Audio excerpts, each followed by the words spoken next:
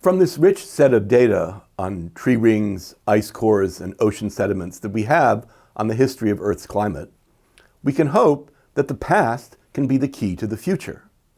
That is, with all these facts and all this physics that we supposedly understand, we can build a model and try to predict the future of climate. After all, it's a pretty simple equation. It's just energy in equals energy out. But when we start to look at this equation in more detail, it gets a little more complicated. So here's a diagram you saw briefly before, and I want to go over it in some detail now so you understand the processes involved in the model. In the center, we have 342. That's 342 watts per meter square of energy coming in from the sun.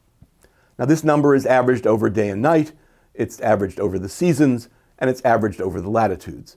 But what it says is that for every 3 by 3 foot area of Earth, there's about 300 watt light bulbs and a 40 watt light bulb shining down, bringing energy to the Earth. And as we saw in the beginning, the sunlight is completely dominant in terms of the energy delivered to the surface of the Earth. As we also said earlier, nearly a third, 31% of that energy, doesn't contribute to the energy budget at all. It's reflected directly back into space. And you can see on this diagram how 77 watts per meter squared are reflected by the clouds, by the little dust particles and soot particles in the air, and by the air molecules themselves right back into space. And another 30 watts per meter squared is reflected off the surface, off the ice sheets, off the oceans, off the deserts. And so a total of 107 out of that 342 watts is reflected into space and does not contribute to the warming of the Earth at all.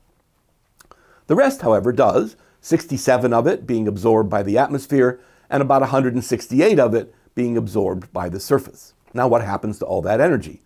Well, that's the energy inside. You know it has to equal the energy outside, so somehow that energy has to be recycled and sent back to space. The energy absorbed by the ground and the water makes the molecules in the ground and the water jiggle faster. And when an air molecule comes in and bounces off one of these jiggling molecules, it takes away a little extra energy. That is, there's thermal contact between the Earth and the atmosphere, which warms the atmosphere. About 24 watts goes into that process, as you can see. 3 times that much energy, or 78 watts per meter squared, goes into the process of evaporating water from the surface of the ocean and lakes and rivers into the atmosphere. To break the bonds between water molecules takes a little energy.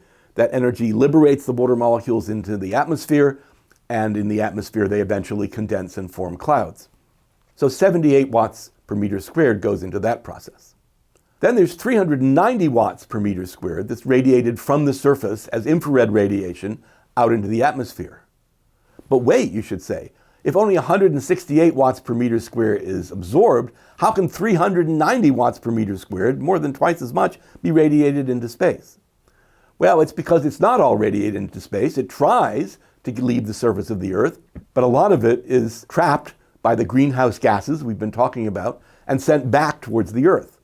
So of that 390 on the way out, 324 of it comes back to the surface and is reabsorbed there. 40 of it manages to escape through the atmospheric window, 30 more is emitted by the clouds, ultimately 165 is emitted by the atmosphere, and so we end up on the right-hand side with the 235 watts per meter squared leaving the atmosphere. This is energy in equals energy out.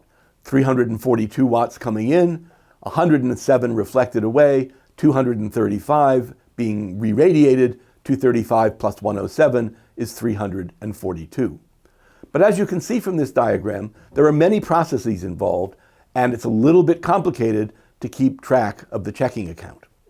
And it's even harder than that because of a process we call feedback.